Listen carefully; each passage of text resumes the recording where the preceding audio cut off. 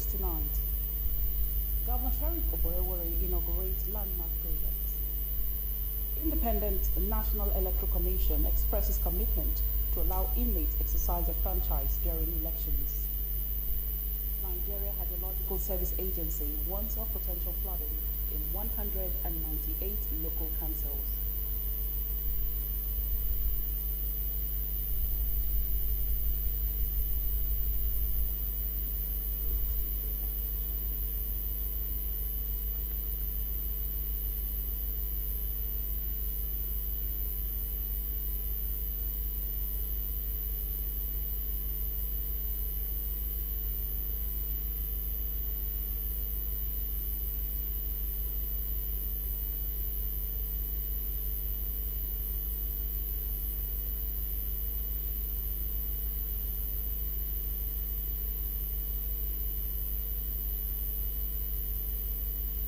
On Delta TV main news tonight, Governor Sheriff Oborewori inaugurates landmark projects.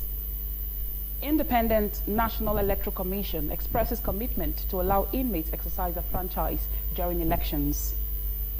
Nigeria Hydrological Service Agency warns of potential flooding in 198 local councils. Abroad, United States pause all routine visa applications for Zimbabwe citizens. Good evening and welcome to the Delta Television main news. You can also follow our news online on Facebook at Delta Broadcasting Service DBS Asaba and on YouTube at Delta Broadcasting Service Asaba, or visit our website at www.deltabroadcastingserviceasaba.com. Thank you so much for joining us. I am Blessing Usiagwada. Governor Sheriff Oborewori has commended the chairman of Bomadi Local Government Council, Honorable Dagidi Andaye, for embarking on 14 landmark projects, thus giving a good account of his stewardship. The governor gave the commendation while commissioning several projects embarked upon by the Bomadi Local Government Council boss, Honorable Dagidi Andaye, as part of activities to mark his 1 year in office. Pere Botu reports. Oborewori said with the number of projects commissioned, it was evident that local government councils could drive real change when leaders are focused and committed to the welfare of the people.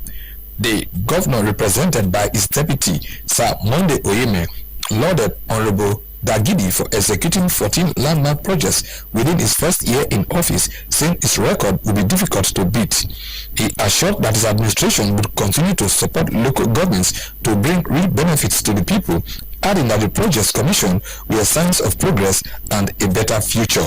Governor Oborewori affirmed that the projects showed that Honorable Dagidi's clear focus on service, unity and development, stressing that his values aligned with the more agenda. He noted that Bomadi Council boss began his journey with humility and a deep desire to serve, as before assuming office, he used his personal funds to fix the Bomadi Oro Road, describing it as a true example of selfless leadership.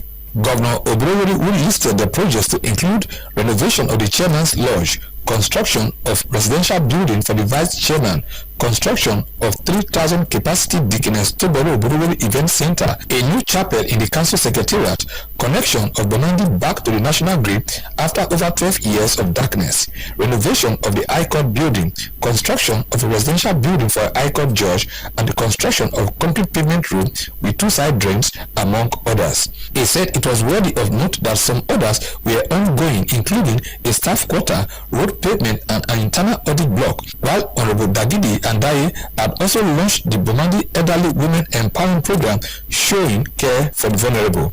The governor said the Bomadi Council boss had reflected good governance by putting people first, improving infrastructure, and showing transparency, and urged the people to continue to support him. In his address, Chairman Bomadi Local Government Council, Honorable Dagidi Andaye, lauded Governor Oborewori for his visionary leadership and unwavering support, saying he has keyed into the governor's more agenda. He said he decided to embark on the projects to make life better for the people, and thanked the government for the reconstruction of the Bomadi Oro Road, and appealed for the siting of a university in Bomadi, being the headquarters of the old Western Intro Division, among other requests. I am Pere Botu reporting. The state deputy governor, Samonde Onyeme, has said he will engage in activities that will encourage peaceful coexistence in Utagbobe community, Ndokwa West local government area, and other parts of the state. So Onyeme gave the assurance when community leaders from Utagbobe community paid him a courtesy visit at the government house, Asaba. Pere Botu reports. The deputy governor said he was not an enemy of Ndokwa Nation or any part of the state, adding that with a peaceful disposition, a lot could be achieved in terms of development. Sir Oyeme said the Oborowori administration had done so much for the state in terms of practical development and solicited for more support to the government. The deputy governor advised the people to avoid any action that could negatively affect the development of the area, noting that the state governor had a listening ear and was ready to address issues of development.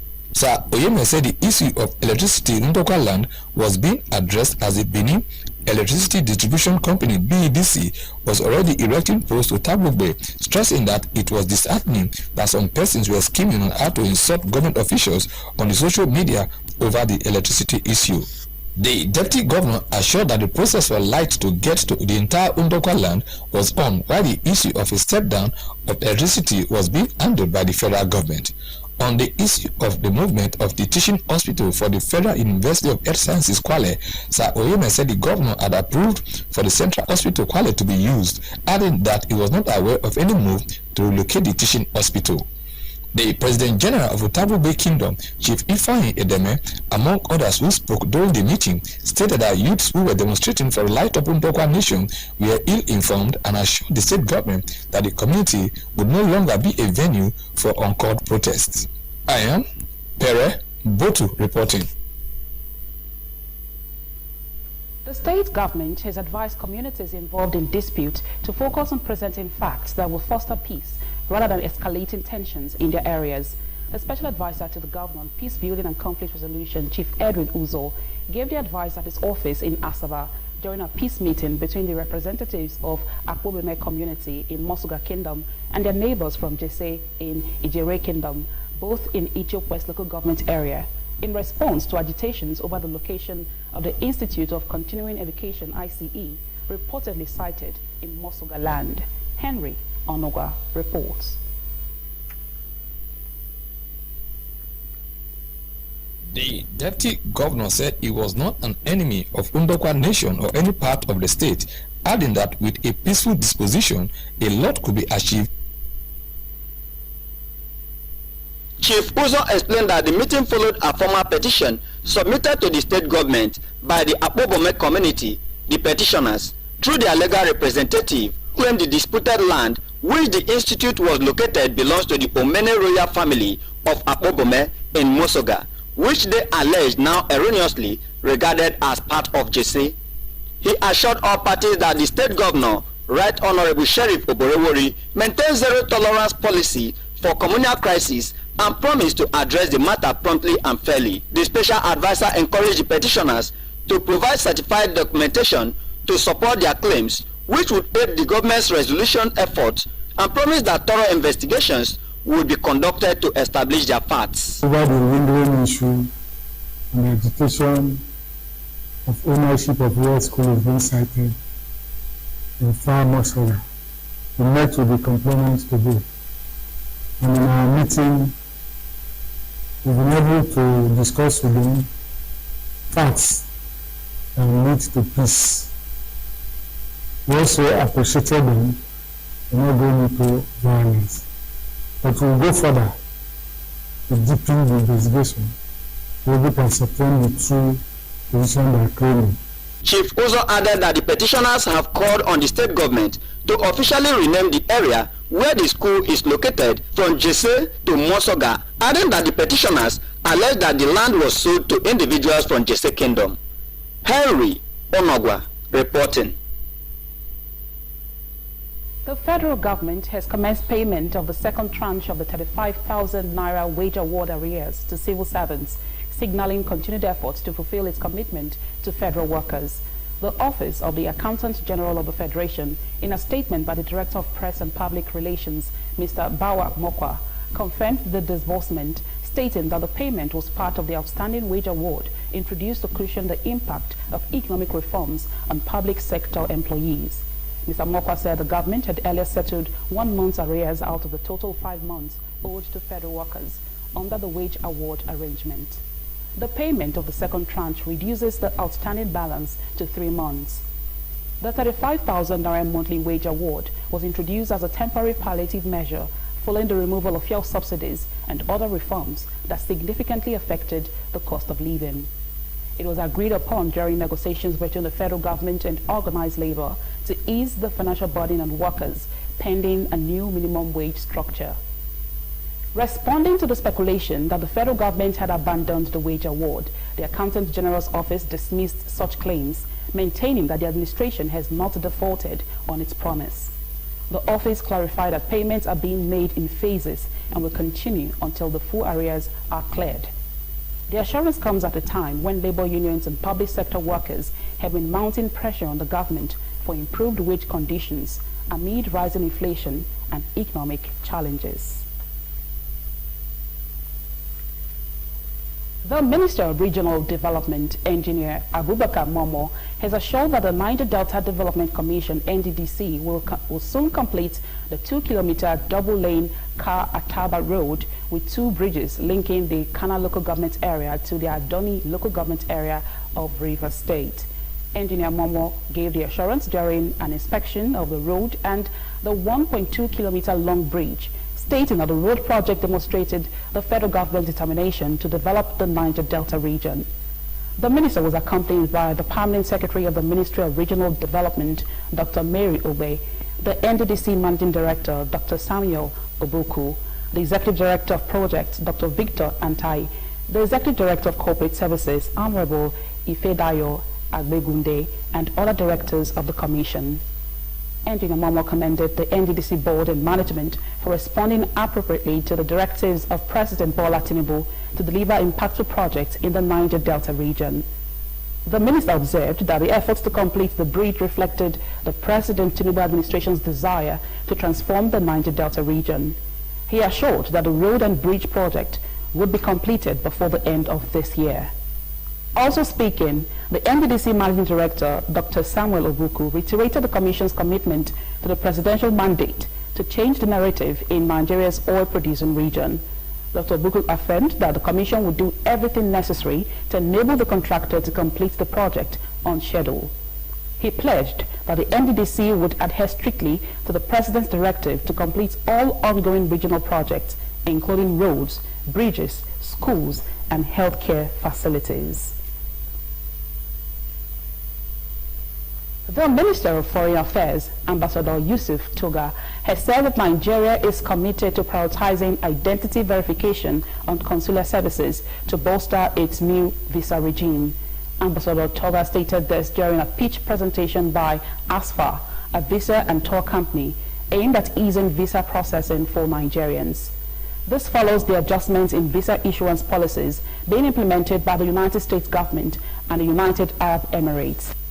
Ambassador Toga said the federal government aimed to enhance intergovernmental collaboration in verifying the identities of citizens applying for visas and other consular services abroad through the policy. He said such policies affect Nigerian travelers and stressed the need for dependable access. Ambassador Toga noted that this would also discourage the use of third-party agents who obtain and handle sensitive personal data outside government, grave national and international security risks. He noted that this would enhance mutual accountability by allowing countries with a destination to verify applicants in real time, using Nigeria's national identification number as a primary reference point. The chairman and chief executive officer of ASFA, Mr. Jamil Hassawi, said the initiative would strengthen outboard travel management, reinforce visa integrity, and enhance bilateral cooperation between Nigeria and friendly countries. According to him, such was based on cooperative infrastructure created with the Ministry of Foreign Affairs to support transparency, efficiency, and verification of Nigerian travelers going abroad. The Independent National Electoral Commission, INEC, has expressed commitments to enabling eligible inmates to vote in Nigerian elections, following a series of court judgments affirming their rights. INEC Chairman Professor Mahmood Yakubu made this known when he received the Comptroller General of the Nigeria Correctional Service, Mr. Sylvester Nwakuche, at the Commission's headquarters in Abuja.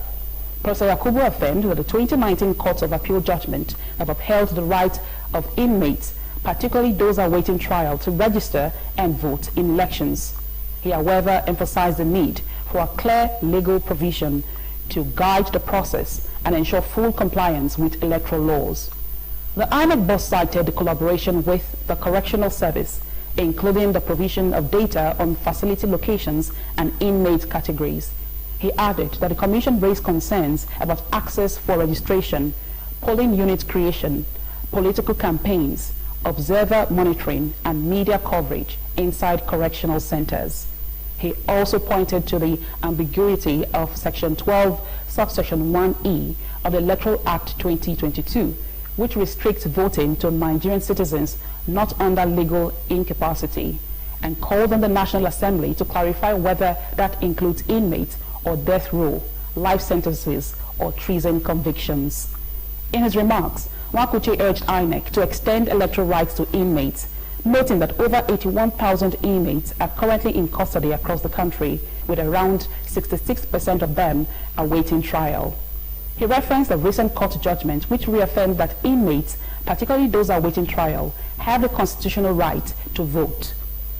While the Court of Appeal in Benin upheld the rights of the 5 inmates who filed the suit in 2019, it declined to mandate INEC to create registration centers in correctional facilities. The West African Examinations Council, WAEC, has said that access to its result check portal for the 2025 West African Senior School Certificate Examination has been temporarily suspended over technical glitches. WAEC explained that the technical issues were discovered during the internal review of the recently released results of the WAEC. The council said that as part of its efforts to curb examination malpractice, the council had embarked on an innovation, paper serialization already deployed by the National Examination Body. The examination body said it was working diligently to resolve the matter with transparency and urgency within the next 24 hours. While apologizing to all affected candidates, it advised those who had previously checked the results to recheck after 24 hours. The Nigeria's telecoms operators have expressed concern and warned that blocking the supply of diesel to network sites could soon cause major service problems across the country. In a statement by the chairman of the Association of Licensed Telecommunications Operators of Nigeria, ALTON, Mr. Agbenga Adebayo, noted that workers from 2 major oil unions, the Nigerian Union of Petroleum and Natural Gas Workers and the Natural Oil and Gas Suppliers Association of Nigeria, have stopped diesel trucks from loading fuel at depots in Kaduna, Lagos, and Koko in Delta State. The statement said the diesel was used to power thousands of telecom sites, especially those run by IHS Towers, one of Nigeria's largest network infrastructure companies. It said the blockade was already affecting some of the 16,000 telecom sites that help keep mobile networks, internet, banking, hospitals, emergency services, and security systems running across Nigeria. The telecom operators urged the oil unions to stop the blockade immediately and resolve any dispute legally. It called on government agencies, including the National Security Advisor and the Communications Commission, to step in before the country faces a full network shutdown.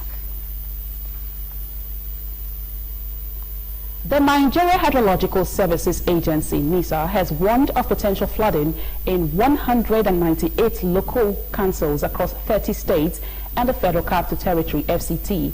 The Director General of NISA, Mr. Umar Mohammed, said the alert was in line with the agency's commitment to safeguarding life and property. The alert covers from August 7 to August 21, a span of 15 days, during which vulnerable communities were advised to take precautionary measures. The alert categorized flood risk levels as very high, high, and moderate, depending on local topography and rainfall intensity projections. The affected states are Adamawa, Akwa Ibom, Anambra, Bauchi, Bayelsa, Benue, Borno, Cross River, Delta, Ebonyi, Edo, the FCT, Gombe, Imo, Jigawa, Kaduna, Kebbi, Kogi, Kwara, Lagos, Nasarawa, Niger, Ogun, Ondo, Plateau, Rivers, Sokoto, Taraba, Yobe, and Zamfara. According to NISA, very high-risk states are Adamawa, Bauchi, Bayelsa, Benue, Borno, Delta, Gombe, Kebbi, Kogi, Lagos, Niger, Ogun, Rivers, Yobe, and Zamfara. States categorized as I to moderate risk include Akwa Ibom, Anambra, Cross River, Ebonyi, Edo, FCT, Imo, Jigawa, Kaduna, Kwara, Nasarawa, Ondo, Plateau, Sokoto, and Taraba. The agency also noted that 832 communities are at risk of varying degrees of flooding. The alert also warned of the potential disruption of over 100 major transportation routes, particularly in flood-prone areas. NISA recommended that all emergency management stakeholders should prepare for response protocols to ensure timely intervention. It emphasized that the agency would continue to monitor the hydrological situation and provide timely updates as necessary.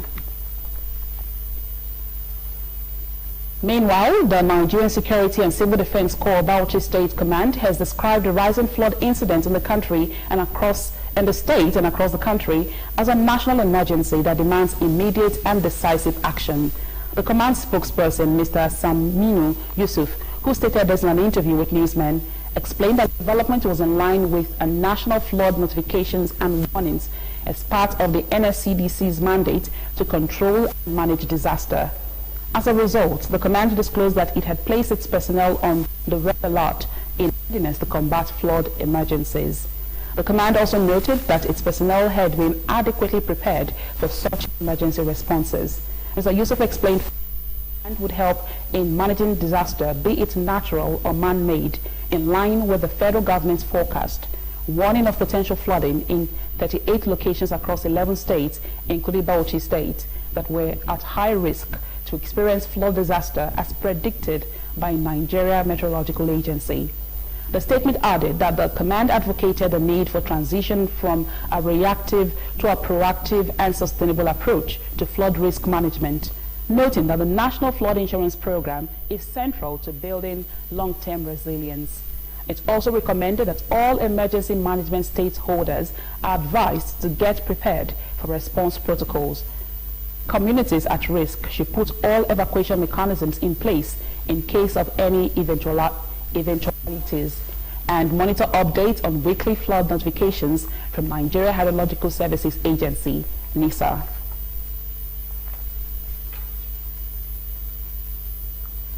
A 17-year-old teenage inventor, Ayabasi from Akwa Ibom State, has unveiled an AI-powered screenless holographic phone named Ifek, a device so advanced it's drawing comparisons to science fiction. Named after the Ibibio word for wisdom, Ifek is not just a smartphone, it is a declaration of Africa's innovation potential. The revolutionary device is voice-activated, screenless, self-charging, and capable of projecting 3D holograms in the air for calls, images, and data visualization. Ayabasi's invention signals a major disruption in a tech industry historically dominated by Western and Asian corporations. Unlike conventional smartphones, Ifek does not require touchscreens, apps, chargers, or even an internet connection to perform many of its core functions. Voice recognition in 10+ African languages, self-charging through body heat and ambient motion, an IMEI-based tracking system for security and missing persons, and no dependence on foreign servers or app stores. Developed in her modest home, Ayabasi built the Ifek prototype without access to high-end labs or multi-million-dollar funding. Trained on open-source AI frameworks, the device's multilingual voice assistant understands Pidgin, Yoruba, Hausa, Ibibio, and several other African dialects, are first in global tech history. It's built for empowerment. It requires no app store, performs on-device learning, and respects user privacy. The phone offers security features capable of transforming how African communities tackle crime. Using IMEI data, it can track stolen devices and help locate missing persons, even without GPS access or network connectivity. Governor Sheriff Oborevwori has congratulated Chief Advisor Chief Igoyota Amori on his 73rd birthday. In a statement by his Chief Press Secretary, Sir Festus Anho, Governor Oborevwori lauded Chief Amori's unwavering commitment and exceptional contributions to the growth and development of the state. Governor Oborevwori described Chief Amori, who chaired the Delta Central 2023 political lobby group, as a distinguished leader whose dedication to public service continued to inspire the people. The governor urged him to keep up the legacy of excellence he had built over the years. Governor Oborevwori prayed God to grant Chief Amori good health and more fruitful years in his political journey. Sheriff Oborevwori felicitated the National and of the All Progressive Congress APC, Professor Yulwatda, as he marks his 57th.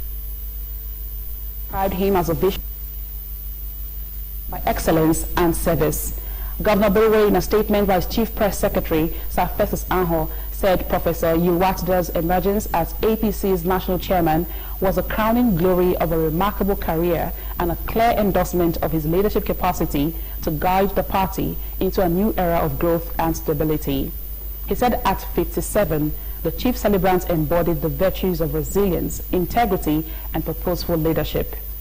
The governor prayed God to continue to grant him profound wisdom and health in his service to the nation and humanity. The Director General of the Delta State Bureau for Orientation and Communications, Dr. Fred Ogenesiwe, on behalf of the management and staff of the Bureau, has felicitated the Chief Advisor to the State Governor, Chief Senator Igoyota Amori, on his 73rd birth anniversary. Dr. Ogenesiwe described Senator Amori as a distinguished statesman and a pillar of wisdom in the state and national politics, as dedicated decades of impactful service to our great state. Having served meritoriously as Commissioner for Education, Senior Political Advisor, and now Chief Advisor to the Governor, his wealth of experience and commitment to excellence has been invaluable to Delta's progress. He prayed God to grant the celebrant good health and fulfillment in all his endeavors. This is Delta TV Main News. Still to come, Rwanda to provide shelter for training for United States deportees. Details of this story and many more will come after this short break. Please stay tuned.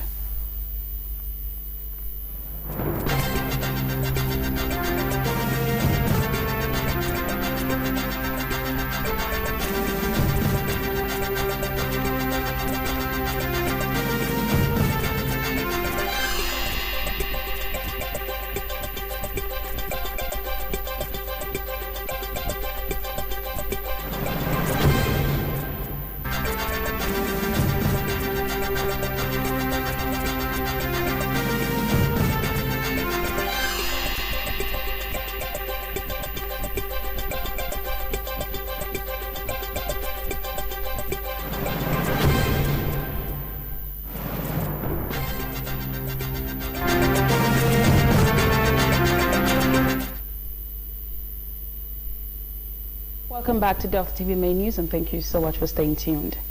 The global scene is next as we join our World News Desk. Israeli Prime Minister Benjamin Netanyahu has said that Israel intends to take control of all the Gaza Strip, signaling an escalation that flies in the face of some emphatic international warnings. Prime Minister Netanyahu has faced some opposition to his plan, notably from the Chief of Staff, Lieutenant General Eyal Zamir, who had argued against a full-scale occupation. In the event, an announcement after a meeting of Israel's security cabinet did not say Israel would take control of the entire territory. of the Gaza Strip, but rather that it would prepare for taking control of Gaza City. It, however, mentioned that one of 5 principles for ending the war was Israeli security control in the Gaza Strip. Some stakeholders have suggested a full takeover of Gaza had always been on the table.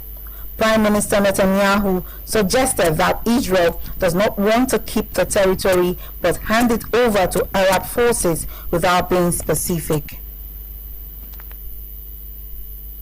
The United States has announced a pause on all routine visa applications for citizens of Zimbabwe.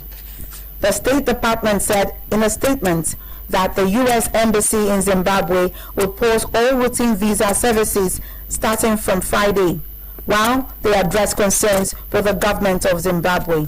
The embassy described the measure as temporary and part of the Trump administration's effort to prevent visa overstay and misuse. Most diplomatic and official visas will be exempted from the pause. The U.S. had enforced new travel restrictions on citizens from several African countries under President Donald Trump's broader immigration enforcement policies. In June, the U.S. put in place travel bans on citizens from 12 countries, 7 of them in Africa. It increased restrictions on 7 other nations, 3 of them in Africa. The U.S. had also demanded that 36 countries, the majority of them in Africa, improve their vetting of travelers or face a ban on their citizens visiting the United States. Zimbabwe, Malawi, and Zambia were all on the list of 36 countries asked to improve their citizens' travel documentation and take steps to address the status of their nationals who are in U.S. illegally. In another development, the United States has doubled a reward for information leading to the arrest of the Venezuelan president, Mr. Nicolas Maduro, to $50 million, accusing him of being one of the largest narco-traffickers in the world. The United States President, Mr. Donald Trump, was a longtime critic of Mr. Maduro, who returned to office in January following an election marked by vote-rigging allegations. The results were widely rejected by the international community. Attorney General Pam Bondi said the U.S. will double its reward of $25 million, noting that Maduro was linked to drug smuggling operations. The Venezuelan Foreign Minister, Mr. Van Gil, said the new reward was pathetic and labeled it political propaganda. Back home. Let's join our business news desk for stories on business and the economy.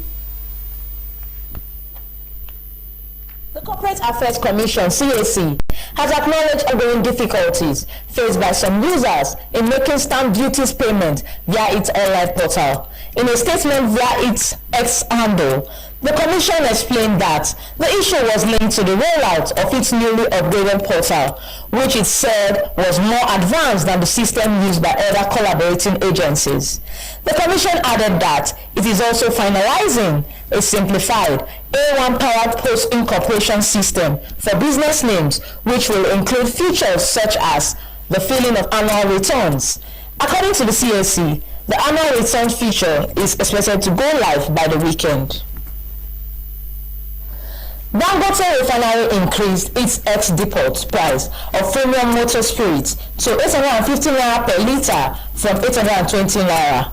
The national president of the Independent Petroleum Marketers Association of Nigeria, Mr. Abubakar Main-Gandhi, disclosed today. This fresh increase represents a 30 naira hike in the ex-depot price of petrol. Mr. Main-Gandhi said the new ex-depot price of petrol at the refinery is 850 naira per litre. He also confirmed that the plant has resumed the sale of petrol products after its suspension last week. The implication is that petroleum product marketers and retailers will have to pay more to get petrol products from the 650,000 barrel per day refinery. Meanwhile, between last weekend and Monday this week, petroleum marketers, including the Nigerian National Petroleum Company Limited, had increased their pump price to 955 naira per litre in Abuja before decreasing to 900 naira.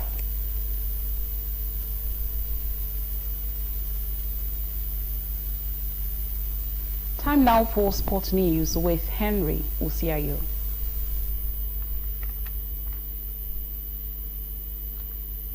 Falconers' new head coach, Moses Aduku, has invited 35 players to camp in preparation for the FIFA Under-20 Women's World Cup qualifier against Rwanda next month.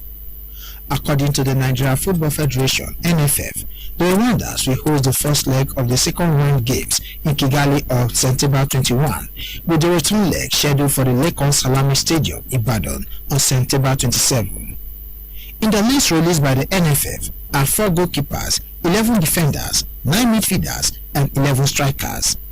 They are expected to arrive in their Abuja camp on Sunday, as training sessions will commence on August 11. Some of the players listed for camp were part of the team that reached the round of 16 at the 2024 FIFA Under-20 World Cup Finals in Colombia last year, namely defender and captain Oluchi Orebulem, midfielder Joy Igbokwe, and forward Meriloke Mba and Goodness Osigwe. At that championship, the Falconers defeated Korea Republic 1-0 in their opening game, lost 1-3 to Germany, and defeated Venezuela 4-0 before they were eliminated in the round of 16 after a narrow 2-1 loss to Japan. Next year's FIFA Under-20 Women's World Cup Finals will be staged in Poland. Canadian teenager sensation Victoria Mboko staged a stunning comeback to beat 4-time Grand Slam champion Naomi Osaka 2-6, 6-4, 6-1 and secure her maiden WTA tour at the Canadian Open in Montreal. The 18-year-old white card rallied after dropping the first set to the Japanese former world number 1, who had established a 3-0 lead and held firm to cap a remarkable fortnight at home. It was Mboko's 4th win over a Grand Slam champion in the tournament after the world number 85 defeated Sofia Kenin, Goko Gauff and Elena Rybakina en route to the final. In the men's category, American 4th seed Ben Shelton battled from a set down to clinch his first ATP Masters 1000 title at the Canadian Open in Toronto, defeating Russian 11th seed Karen Khachanov 6-7, 6-4, 7-6. The world number 7 capped off an impressive week that saw him beat Italian 13th seed Flavio Cobolli, Australian 9th seed Alex de Minaur, and American 2nd seed Taylor Fritz on his way to achieving his first Masters 1000 title and the biggest crown of his career. The 22-year-old is the youngest American man to win a Masters 1000 since former world number 1 Andy Roddick at Miami in 2004. His other 2 titles came in Tokyo in 2023 and Houston in 2024. The state governor, Right Honorable Sheriff Oborewori, has joined family, friends and well-wishers at St. Malachi Catholic Church, Sapele, for the funeral mass of late Mr. Temiwumi Jemide, former Executive Director of Human Resources at Seaboard Group of Companies. In an atmosphere filled with solemnity, fond memories and heartfelt tributes, Governor Oborewori described the late Jemide as a man of quiet strength, dignity, integrity and service. He noted that the deceased was a pillar in his family and a man whose values and principles left a lasting impact on all who knew him. Addressing the widow, Governor Oborewori acknowledged the deep bond she shared with her late husband over 39 years of marriage, praying for divine strength and comfort for her and the entire family. Quoting 2 Timothy 4 verse 7, the governor likened late Jemide's life to that of a man who fought the good fight, finished the race and kept the faith. In a homily, Reverend Father Raphael Ogigba eulogized the late Jemide as a philanthropist whose life was a gift to others and a testament to unwavering faith.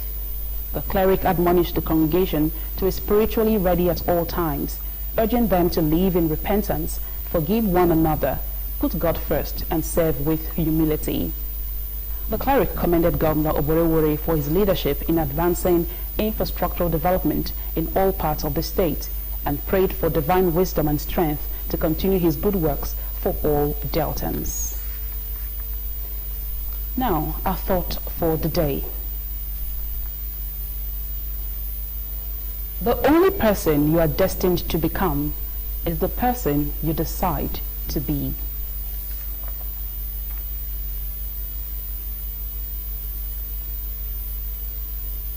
Now, a rundown of the major stories in our bulletin this evening. Governor Sheriff Oborevwori has commended the chairman of Bomadi Local Government Council, Honorable Dagidi Andaye, for embarking on 14 landmark projects, thus giving a good account of his stewardship. The governor gave the commendation while commissioning several projects embarked upon by the Bomadi Local Government Council boss, Honorable Dagidi Andaye, as part of activities to mark his 1 year in office. The Independent National Electoral Commission, INEC, has expressed commitment to enabling eligible inmates to vote in Nigerian elections, following a series of court judgments affirming their rights. INEC Chairman Professor Mahmood Yakubu made this known when he received the Comptroller General of the Nigeria Correctional Service, Mr. Sylvester Wakuche, at the Commission's headquarters in Abuja. Professor Yakubu affirmed the 2019 Court of Appeal judgment that upheld the right. The Nigeria Hydrological Services Agency, NISA, has warned of potential flooding in 198 local councils across 30 states and the Federal Capital Territory, FCT. The Director General of NISA, Mr. Umar Mohammed, said the alert was in line with the agency's commitment to safeguarding life and property. And abroad, the United States has announced a pause on all routine visa applications for citizens of Zimbabwe. The State Department said in a statement yesterday that the U.S. Embassy in Zimbabwe will pause all routine visa services starting from today, while they address concerns with the government of Zimbabwe. That ends Delta TV Main News. You can also follow our news online on Facebook at Delta Broadcasting Service Asaba and on YouTube at Delta Broadcasting Service Asaba, or visit our website at www.deltabroadcastingserviceasaba.com. Thank you so much for joining us. I am Blessing Usiagbada. Have a restful night and goodbye for now.